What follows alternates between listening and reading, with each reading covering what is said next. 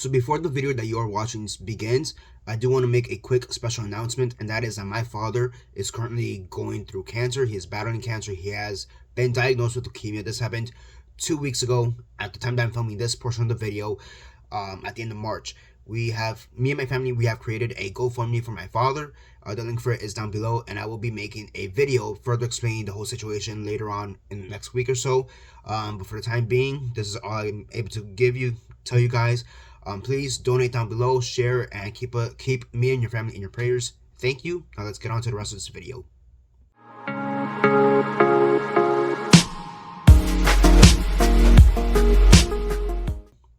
Hello, this is Daniel Mart back again. I am an actor and filmmaker based out of South Florida, and I am finally making my top 10 favorite movies of 2024. So I've had a lot of videos I need to make even before this. I needed to really watch a lot of movies before this, or really watch, because here's the thing, and I discussed this a little bit in some previous videos, but last year I just really wasn't motivated to watch that many movies. If I'm going to be completely honest, usually I watch about 40, 50, 60 movies of that year. Last year, I have the record here, I only watched 21 movies, and to be honest, one of them is can be argued it's not even a movie. It's more of a YouTube video, that like one of those YouTube documentaries, but like it's kind of there on that 1 hour mark, give or take. And I just found it interesting. I kind of wanted to discuss it in some capacity, but even then, it's like in the bottom half of the list. Here, I only really watched 2021, so yeah, I'm not gonna do that. And yeah, so I'm gonna do top 10. So yeah, that's basically get into it. I know it's very delayed. We're currently in April 8th. This probably should have been done back in January. Realistically, I was planning to do this give or take middle of February, but just a lot of stuff came up. So here we are now. I'm finally doing this right now at the beginning of April. Better late than never. But yeah, let's get on to my number 10, which is...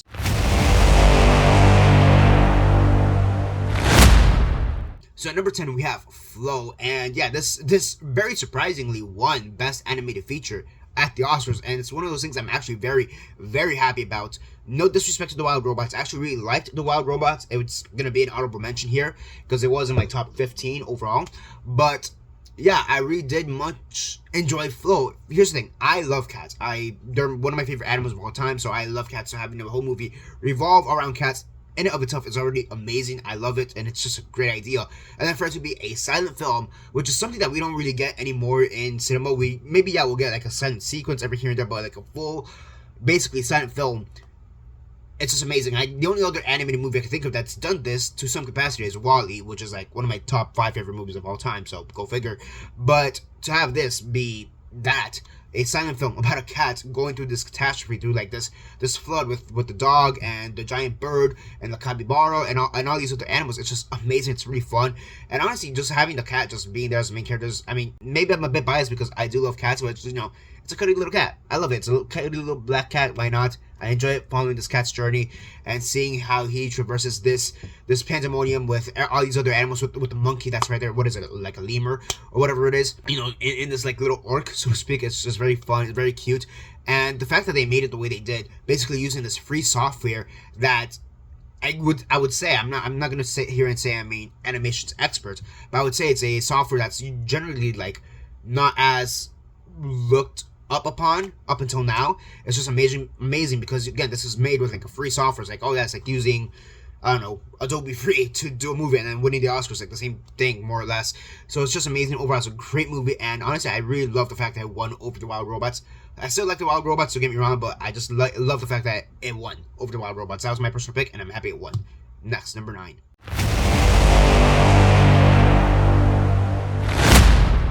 At number 9, we have The Apprentice, and given how last year turned out, given how politics is right now in this very moment, I'm kind of surprised that this actually made it out, especially with some of the stuff that we heard leading up to the release of this movie, with people not wanting to do interviews with Sebastian Stan, specifically doing the actors on actors. Like, he was actually not allowed to do that, or nobody wanted to do it alongside him because he was portraying Donald Trump. And the fact that he got nominated, as well as Jeremy Strong for that performance as Roy Cohn, I think it's just amazing. I think those are some really great performances. It's not really an impersonation. It's not like the Alec Baldwin SNL stuff that we see. It's like an actual attempt to be Donald Trump in a sense. Like, you're not gonna get full Donald Trump, but you get the essence of Donald Trump through his performance. You get the essence of Roy Cohn through his performance, and it's very difficult to humanize Donald Trump, especially in this new political climate that we find ourselves in. I say new, even though we've been in it for the past 5+ years, but still, you're in a sense you are trying to humanize him, but realistically, you're trying to show how he became the man he was from basically the 80s to like the mid 90s. I want to say is when the film ends, and then how you can see the sprinkles of who he's gonna become throughout the whole movie. The one like little nitpick I do have is the fact that they do imply that he will, I mean, which is, I guess in real life is true, that he is going to be president. Oh, like, are you going to do a political run in the future?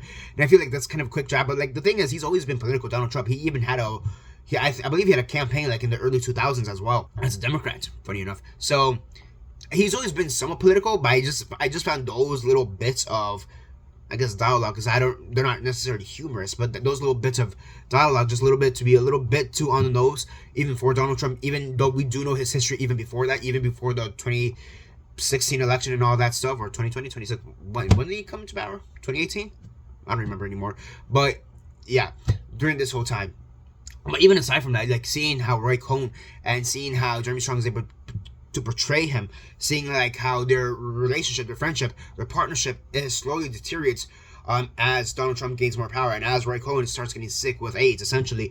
And just seeing this world, it's a very lived-in world. You see like the griminess of New York, which is something that's, I don't feel you see that often. In a lot of ways, the griminess of New York kind of reminded me of Taxi Driver, and a lot of people are saying that it does in a lot of ways feel like a Scorsese film, which, you know what, I kind of agree with that. So yeah, I mean, honestly, The Apprentice, I'm surprised how good it is, to be honest. I'm surprised that it was able to come out. Given that it was last year, I'm surprised that it got the nominations it did. And yeah, that's basically it. On to number 8.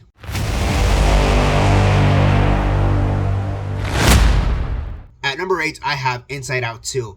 Even though this is my favorite animated film of last year, per se, I still think that Flow should have won Best Animated Feature, just hands down. But yeah, Inside Out 2, I really liked it a lot. I feel like it's more emotionally charged than the previous one. I'll be honest, I'm not the biggest fan of the first Inside Out. I just felt like this Inside Out was a lot more mature, a lot more better, a lot more emotional in just several aspects across the board. And I'm actually kind of surprised by the reception of Inside Out 2. Again, this is coming from somebody who isn't necessarily a fan of the first one. I like it, I enjoy it, I respect it, but I don't think it's like top tier Pixar, whereas I do think Inside Out 2 is top tier Pixar.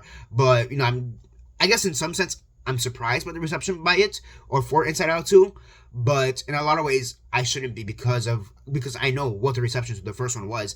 But if I'm being honest, I'll be honest, I think Inside Out 2 is better than Inside Out 1.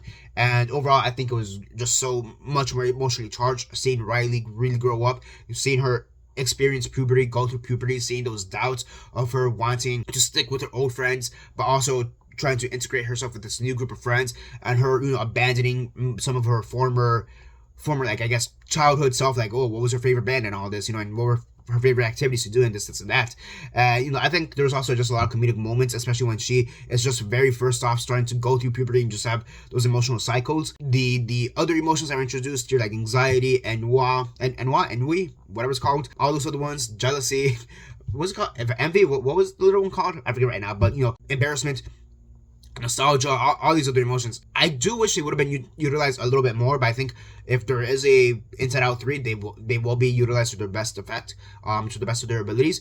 But overall, I do think they served a purpose. I thought they were great. I will say I do think anxiety was just a little bit much overbearing, but I guess in a certain sense, that is what anxiety is, And it's weird, because she's not really a villain in the traditional sense, anxiety, and neither is the rest of her posse. And, Disney's been doing this for almost a decade, I want to say, at this point, where, like, sometimes the villains, they're not really the villains per se, but they're doing actions that are actively hurting the protagonist, and this is kind of the situation that they find themselves now. I do like that 1984, I guess, call out homage that we have in the brain, which was pretty funny.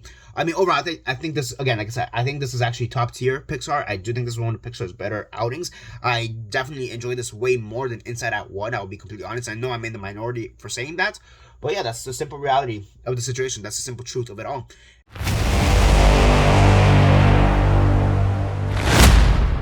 At number 7, we have Saturday Night, and honestly, I kind of wish this movie would have gotten at least a screenplay nomination. But I honestly think Saturday Night was really, really fun, frantic in such a great way. Here's the thing: I don't really care for Saturday Night Live. I don't think I've ever seen a few full episode of it. I've maybe seen a few skits of it. Every here and there, I've maybe seen a few of the performances, like the music performances that they've done. But overall, I can't tell you the first thing about Saturday nights. Maybe, a few people who have been here on Saturday night, like, like Chubby Chase, for sure. And I know RDJ was there for some time and stuff like that. But like, I'm not like an SNL guy, so I'm trying to say. But just getting the insight on the first ever screening of SNL was just amazing. It was just like so frantic, like, because all these things are going on. You have all these people who are like just straight up doubting that this will ever happen, and the ensemble is just amazing because you have all these who's who of actors portraying these who's who of SNL legends from Chevy Chase to Gilda Radner and Lorne Michaels and everything in between. It's just amazing, and again, it's just so frantic. The one thing I do kind of wish is that we would have gotten a bit more on the inside of some of these people, but at the end of the day, this is an ensemble with like 30 plus people. Like, what do you expect after a while? It's just the simple reality of the situation. That's really what it comes down to. And overall, I thought it was very comedic, very funny. Again, I really, really wish it would have gotten at least a screenplay nomination. That would have been very genius, in my opinion. That would have been great. Because I remember Saturday Night very early on was an awards contender, or was predicted to be an awards contender. But eventually stuff started to fizzle out because of just other movies started coming out, simply put. And, I always hoped, at the very least, it would get a screenplay nomination, but that didn't happen. It is what it is.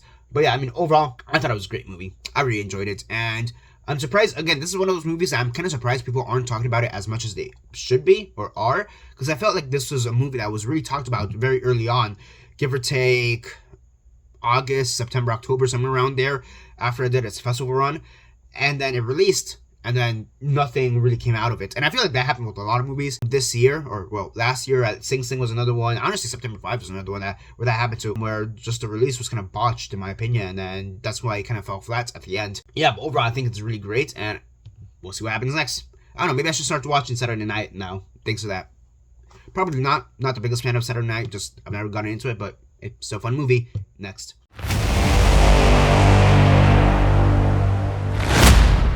At number 6, we have Terrifier 3.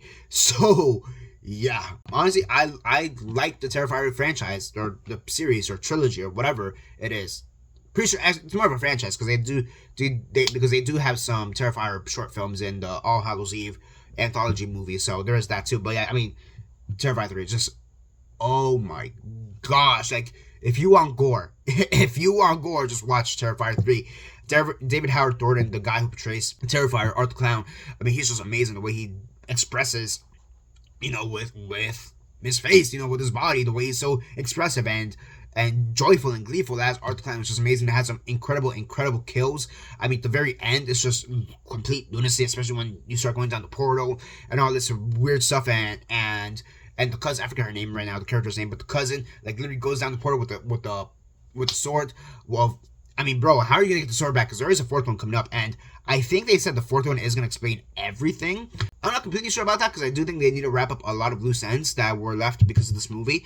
But, so we'll see. Maybe there's a fourth one. Maybe there's a fifth one. I don't know. We just got John Wick 5, even though the guy's dead, so who knows what's going to happen next. And overall, this movie is just, it's you have to know what to expect when talking about Terrifier. Whether it be the first, second, or third, you know what you have to expect. It's basically grime, core type of stuff, gore, grimy, slimy. It's just disgusting. It's kind of hilarious, darkly hilarious, and some of the best kills, honestly, in the franchise thus far, especially the shower scene. Yes, the shower scene with the chainsaw. Psycho has some competition with the shower scene. Now I think about it. So yeah, Patrick Bateman, wrong Psycho. Jesus Christ, Norman Bates. Norman Bates can kill somebody with a knife in the shower, but only Art the Clown, he can do that. 2 people with a chainsaw. And that's really what it comes down to. But yeah, overall, some great kills, gory kills. Lauren Rivera as Ciano, the main basically our final girl for this franchise is just amazing. She's great. She was great in the second one because she was introduced in the second one. That's the thing. The first one's kind of disconnected from the other two movies, but yeah, she was great in the second movie. She's even better in this movie, and I can't wait to see her again in the next movie and see how she confronts Art the Clown. And overall, just the lore behind Art the Clown, I can't wait to delve deeper into it in number 4 and Terrifier 4 whenever it comes out. And Damien Leone, Jesus Christ, this guy's a mad genius for when it comes to this series. And yeah, again, I'm excited for number 4.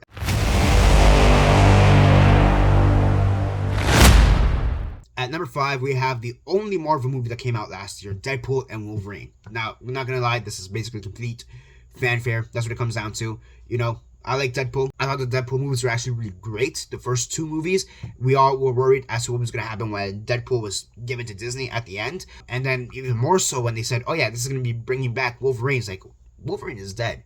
How do you bring him back? And that's the thing. You don't really bring back that version of Wolverine. You bring back a completely different Wolverine. That's how you do it. Honestly, incredible. But yeah, I mean, overall, I mean, that gag where he just goes through all the different worlds and you just see all the different Wolverines, from little short Wolverine to the very savage Wolverine in the alley, to the the one that's just like crucified on the X, and all these other Wolverines. It's just hilarious. It's amazing. The Calverine, of course, and then you just see the other superheroes. I mean, not gonna lie, when I saw Chris Evans right there, I was immediately Avengers Assemble. Honestly, I was thinking Captain America. There's a part of me that honestly forgot that he was also the Human Torch 20 years ago in those Fantastic Four movies. So when he said Flame On, it was like, oh my gosh. And then the end credit scene where he actually shows what he actually said about Cassandra Nova. It's just brilliant. Chef's kiss. It was hilarious. It was, Jesus Christ. Like, there's a behind the scenes story behind that where they're like, oh, Chris Evans, you can use the script of your own. It's like, no, I'm going to memorize this and I'm going to say it all at once. Say, just watch. And he did it. And it was hilarious. And going off from there, I mean, again, seeing Elektra, again, seeing Blade, again, seeing Gambit for the first time, I guess, since that's something that's always been rumored. We've always heard rumors back in the X-Men days that Channing Tatum will take over Gambit after Taylor Kitsch either didn't want to do it or they're always considering Channing Tatum or whatever. But it's finally glad to see that he is actually back now, or finally got the part at this moment. There is a little selfish part of me that wishes we would have gotten a bit more cameos. Maybe Ghost Rider. That would have been really cool. I think that was in talks. Same thing with the original Ben Affleck Daredevil. I think was in talks. There is a little bit of selfish. Maybe one of the Punishers. But granted, probably the best one would have been Ray Stevenson. But, he's dead. So maybe Thomas Jane, I guess, at that point. But maybe Dolph Lundgren. That would have been an interesting choice. Again, there is a small selfish part of me that wishes we would have gotten a bit more cameos in that regard, but that aside, overall, that was such a great movie. It's so fun, so heartwarming, and seeing some of the stuff that happened in Loki even affect this in this movie was honestly great, because that has been one of my biggest complaints just across all the MCU shows, where it seems like whatever happens in the TV shows never affects the movies.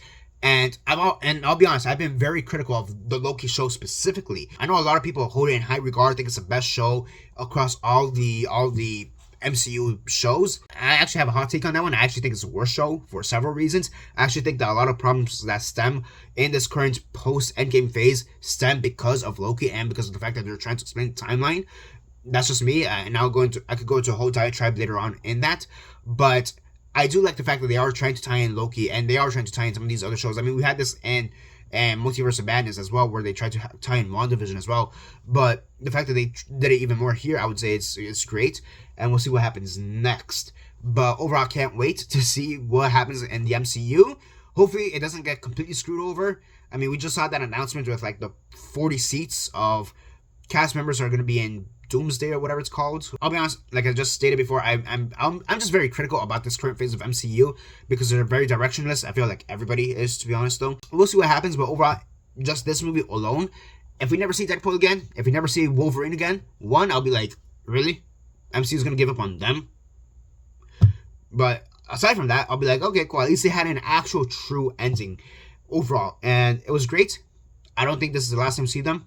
Maybe, not Henry Cavill, Jesus Christ. Hugh Jackman. Maybe Hugh Jackman Wolverine, but even then I kind of doubt it. But, yeah, we'll see what happens next. On to number 4.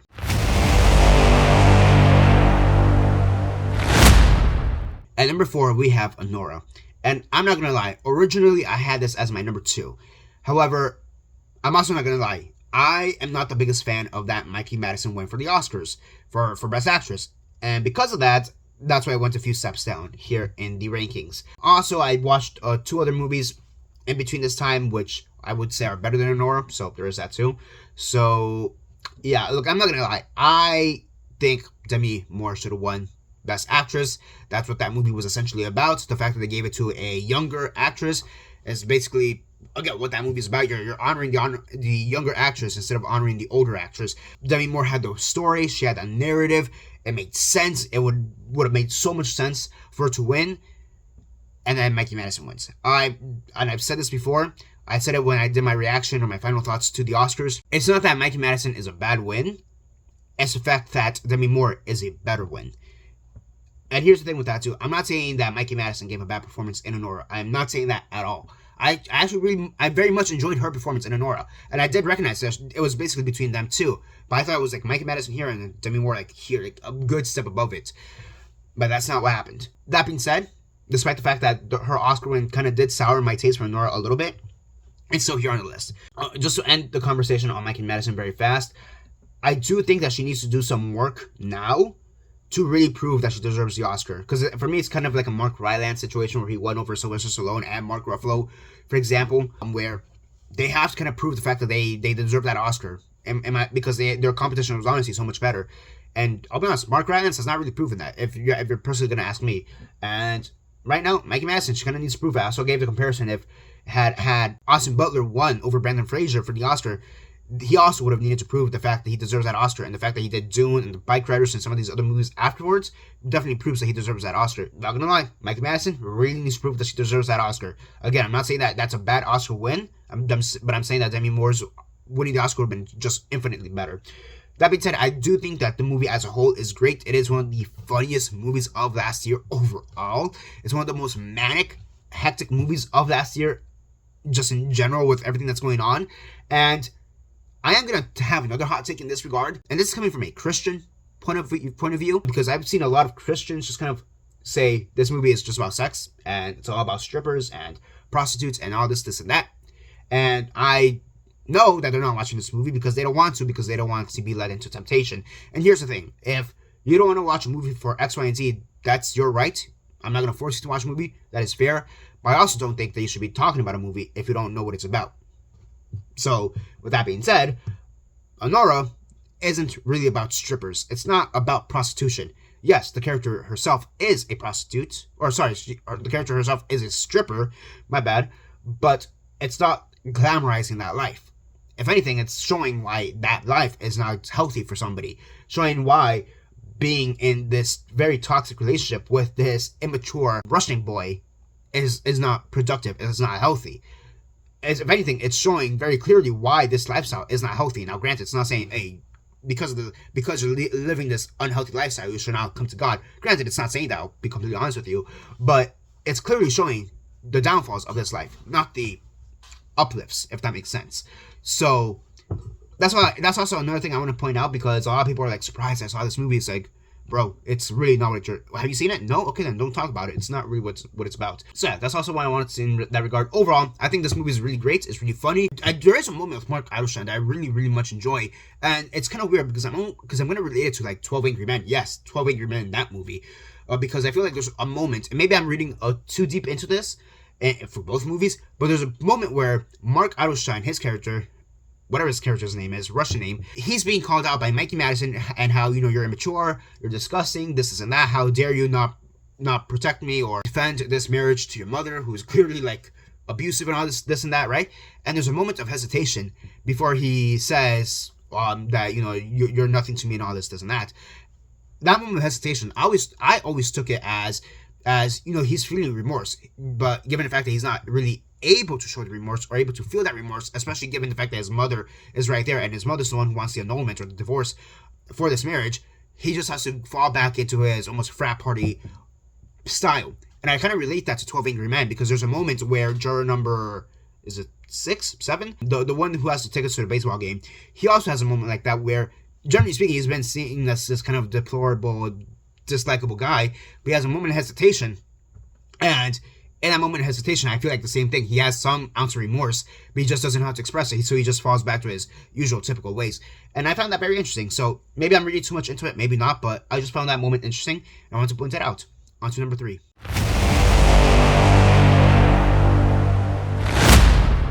At number 3, we have Nosferatu. Yeah, so again, talking about Christian values here, Jesus Christ. Yeah, make sure your eyes aren't deceived or misled by demonic things. Nosferatu probably one of the most demonic things ever. Again, here's the thing. I know my values. I know my rights. I don't believe in vampires, so it doesn't matter. Again, I could go to a whole diatribe about this later on, but hey, cinema, art is art. Let's get on to the next. But yeah, honestly, here's the thing. Robert Eggers is one of my favorite directors of all time. I really liked The Witch. I thought The Lighthouse. I did need to get accustomed to The Lighthouse initially. I'll be honest with you. I didn't like it at first, but after viewing it a few more times, I did start to slowly like it. I thought The Northman was great. Honestly, I think The Witch is probably, or The Witch, because it's 2 V's. So I'm just going to call it The Witch. I will still say The Witch is probably his best film overall. However, I do think that this movie, Nosferatu, is probably his most inventive film in terms of cinematography and just techniques and all that. I think this is his most inventive film thus far. Overall, I thought it was great. You know, Bill Skarsgård as Nosferatu. It's just creepy and amazing, and I'm not gonna lie, I like the mustache. I think it just brings more of that creepiness and disgustingness into the picture overall. And Lily Rose Depp, that is a star-making performance. I know she's been in a few other things like Yoga Hosers, for example, but you know, this is a star-making performance. I'll be shocked if she doesn't get more work after this, because I don't think The Idol really did that much for her. And honestly, if The Idol is the reason why she doesn't have a bigger career after Nosferatu, I'll be like, bro, what are y'all doing? Screw that. You know, we all know The Idol was really just a ego trip for the weekend. Okay, screw that. Watch Nosferatu for an actual true Lily Depp performance and go from there. Aside from that, you know, Nicholas Hoult, he's always been great. You know, from the X-Men to the Menu and everything in between that he's done since then, he's always been great. I thought the whole movie as a whole was great. Oh, Aaron Taylor Johnson. I didn't realize it was Aaron Taylor Johnson at first for whatever reason. But like, if Craven, I think Craven really isn't going to hurt his career, but if for whatever reason it does hurt his career, again, just look back to Nosferatu and look back to all the other films that he's done before this. Just saying. But overall, I thought this was great. The effects for this movie, the visual and practical effects for this movie were just great. I mean, that moment where what's his name? Hernock, where Hernock is just like biting the pigeon, just like Ozzy Osbourne did way back in the day, like and just you have the blood dripping right there. Of course, the actual body makeup on Bill Skarsgård and that transformation for him from the voice, from the very gravelly voice, and or however he's doing that to the actual physical attributes that Nosferatu has with his like rotting skin and then the elongated mustache and all this was just incredible. Honestly, I think it's just a great film. When honestly, one of his better films that Robert Eggers has done. I still like The Witch just a little bit more, but that's more personal taste. But I will say this is probably his best technical film in terms of just the overall technique, the visuals, everything. It's just incredible. On to number 2.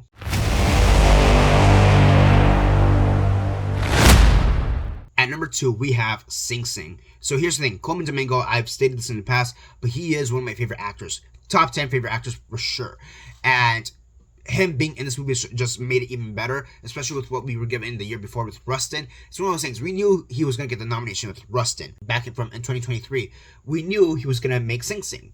I remember very early on, people were actually predicting him to win. And now over time, and because of just the botched release schedule for Sing Sing, that sadly, I mean, it really didn't take off as it should have, to be honest with you, but I'm happy he got the nomination. I really wish that Clarence Macklin could have gotten that nomination for Best Supporting Actor. I am happy he got the nomination for a screenplay, however. I do wish Sing Sing would have gotten the nomination for Best Picture. Personally, I would have taken out Wicked in a heartbeat to put in Sing Sing, but that's just me. But overall, I just found it to be such a human story with what was saying, with how, because you have these people in prison where, yes, they are mistreated, and I understand if you have like murderers or rapists, that's one thing, but you have like these other people who like, they literally just did a mistake in their life, and they're trying to reintegrate into society whatever way possible.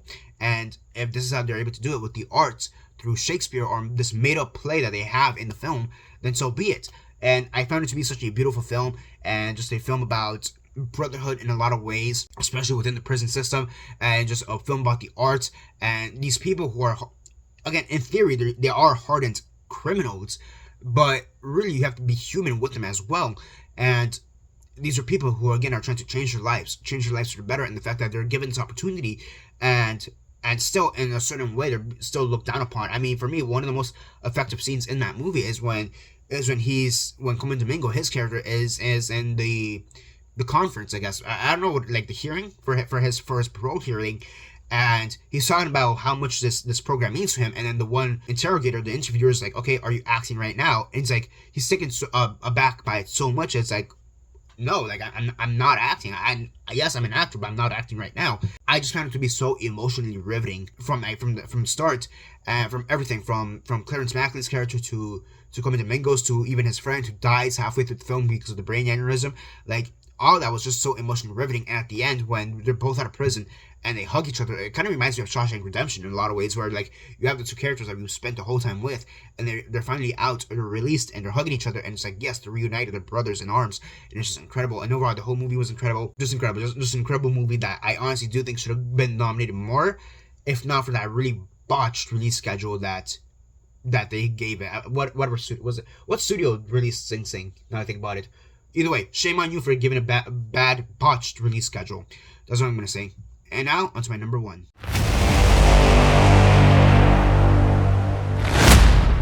And as if my number one wasn't clear enough by this point, especially with my Honora diatribe, my number one is The Substance. Like I said, Demi Moore should have won the Oscar. Honestly, Margot Qualley should have been nominated for the Oscar. I would have taken out Ariana Grande in a heartbeat. Or realistically, Zoe Saldana, because she's not even a supporting actress in that movie, so what the heck. But yeah, The Substance is my favorite movie. I mean, first off, Monster Alyssa Sue. Jesus Christ. That is a nightmare-fueled creature for the ages. And that is just like such a hectic ending at the very end. But even then, the messaging of the movie, where it's like, don't forget the old people, so to speak. You know, just because somebody is older, especially someone who's an actor, who just because they're older, doesn't mean that they're a waste to society. And thanks a lot, Honora, because you proved that point. But, you know, that doesn't mean that they're a waste of society. You know, just the fact that, you know, you have the story of Demi Moore in general. She is someone who's grown up in the system. She's been around since the 80s. And, like, even she said in her speech for when she won the, SAG award, where she literally thought that she didn't have anything else to give in this industry, that she seriously considered quitting. And then this movie came up, discussing the topics that she was already thinking. It makes it so much more powerful. And then you have Honora right there and stole your prize. Sorry, what? But then you have, you know, the whole message of the movie. For me, it's just very amazing. It's very impactful. Again, I mean, aside from the actual story of Demi Moore, just the overall story of the movie is just great. I mean, you have, you have, oh my gosh, not Ray Liotta. He was the original person who was cast before he died, but whoever portrayed the agent, it's not Ray Liotta. Oh my gosh, what's his name? Or actually, no, I think it is Ray Liotta, and I think Ray Stevenson was originally cast, and then he died, something like that. But, you know, the agent Harvey, obviously named after Harvey Weinstein, Harvey, just like, that shrimp scene is just so hilariously disgusting, and you just see on Demi Moore's face, like, what am I doing here? You know, it's just like so amazing. It's like, bro, you want the younger model, and then you get the younger model, but you're just also like disregarding the older model, so to speak, Demi Moore. Which, by the way, you're saying, people who are saying, even to this day, that Demi Moore looks like ugly or disgusting. I'm like, bro, she's 60 and she still looks amazing. Now, granted, I'm not gonna sit here and say, oh yeah, she looks like that because of plastic surgery or whatever, but like, we've seen some botched plastic surgeries before too, and even if she has plastic surgery, that looks amazing. I'm almost positive that's not plastic surgery. But overall, I think it's such an amazing movie. The effects in this movie are also just incredible. Outside of Monster Alyssa Sue, just the idea or the image of having your back, I guess, unzipped, so to speak, and just having this younger self come out of you, and just the whole effects behind that is just amazing. Just even seeing the little wounds, the puncture wounds, when Sue, she injects Demi Moore, Elizabeth Sparkle, to get the younger serum, so to speak, or the younger liquid, so to speak. Like, seeing that, the infection on that, it's just like even disgusting, incredible. It's just creepy overall. Overall, this is the best film of the last year. I'm super, super happy it got nominated for Best Picture. I mean, a lot of us were predicting for it to just be nominated in makeup and maybe Best Actress, but no, the fact that it got Best Picture and Best Director and all these other nominations. What was the other one? It was Best Screenplay as well. It was just amazing, and it's just like, yes, we love horror. This should be here. And then Mikey Madison 60 word. Sorry, what? Overall, really happy, and I enjoyed it so much, really happy. And Again, another movie where Christian values low-key be damned, because you need to watch the movie to really understand what they're talking about, okay? Just saying. But overall, it's such a great movie. I'm really happy that it got the recognition it deserves. So yeah, let's go on to the honorable mentions. So for this, I have 6 honorable mentions. First one is kind of a plug for my own film, Spending Some Time Together. Now, I'll be honest, not the best film. I do personally have a lot of problems with this film, even though I am a producer on the film. But, again, it's still my film. It came out last year. So just want to shout it out very fast. And I believe it can be found on Amazon, so go check it out. Next up on the honorable mentions, we have Conclave. I'm not going to lie, I am not the biggest fan of this movie, in part because of how it ended and some of the questions it arose. I found it to be just a little bit weird with that being the ending that they chose. I understand it's adapted from the book, but I felt like the whole thing with this movie, the way it was so tense, and for it to kind of be deflated with that reveal was just kind of very anticlimactic, and that's why it's not on the list at the end. Next up, we have The Forge, which is a Christian film. Not gonna lie, I actually really very much enjoy this movie. It was on the top 10 for some time, but then again, I watched some of these other movies and it got demoted off the top 10 list. Go on, funny enough. But yeah, I thought that this was overall a really fun movie, a really strong movie, a very strong message for the movie, especially if you're a Christian man. Definitely watch this movie. I will say though, the last 5 minutes, it does lose me a little bit, because that's where it does start to get a little bit more preachy about this message in a way that I didn't like. Next up, we have The Wild Robots. Again, like I said, for Flow. Not that I didn't like The Wild Robots, but I just thought Flow, and then to a lesser extent Inside Out 2, were just way more better movies. The one thing I have with Wild Robots that I kind of didn't like about it is the fact that it felt very episodic, in the sense that, like, oh, these could all be like 20-minute episodes, and they just did it into a film because whatever reason. But besides that, I thought it was a really good movie. I really do like the animation. I mean, this type of animation style that we've been seeing since, I don't know, Spider-Verse. We saw it in Spider-Verse, we saw it in Puss in Boots, we saw it in Ninja Turtles. Just this animation style, I think, is really good. I really like it. I enjoy it a lot. I like that The Wild Robots continued this type of animation. And overall, I thought it was a great movie, but I do think it could have ended a few different times, or honestly just make this into like a little mini-series, to be honest. Honestly, Wild Robots would have made a lot more sense as like a little mini-series, and if they want to continue, make it to another mini-series after that, or like a season 2 or whatever.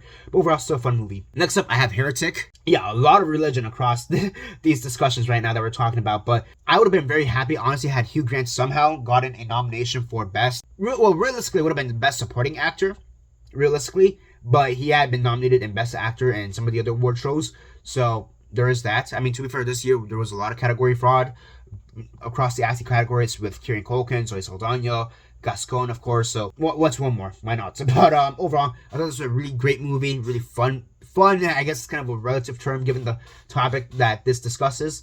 But overall, it was a really fun movie in that regard, and just the discussions that it has about God, and is God real, is God not real, which, yes, God is real, but that's besides the point. And, putting your faith in God and all this, even though they are talking about the Mormon God, which is a whole different conversation. But yeah, overall, I thought it was really good, really fun. Hugh Grant, I don't think we've ever seen him as a villain, to be honest, not that I remember. So just seeing Hugh Grant in this position, in this type of role, is great, and I hope he does more stuff like that. Overall, I thought the whole movie was great.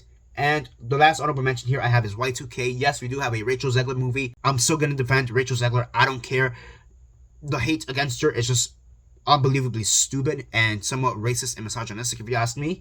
And yes, I did do a whole video defending Rachel Zegler. In fact, I did two. One in 2023, 2 years ago, right before Snow White began production, and one last week.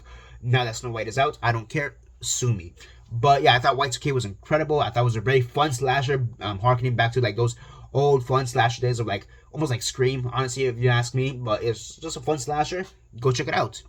Alright, so this is a bit embarrassing, but somehow I had completely forgotten that I had also watched Maxine and A Real Pain last year. I don't know how I forgot these two movies.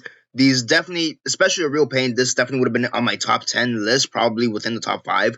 And I'm not gonna lie, I just don't have the energy right now to remake this video in any capacity.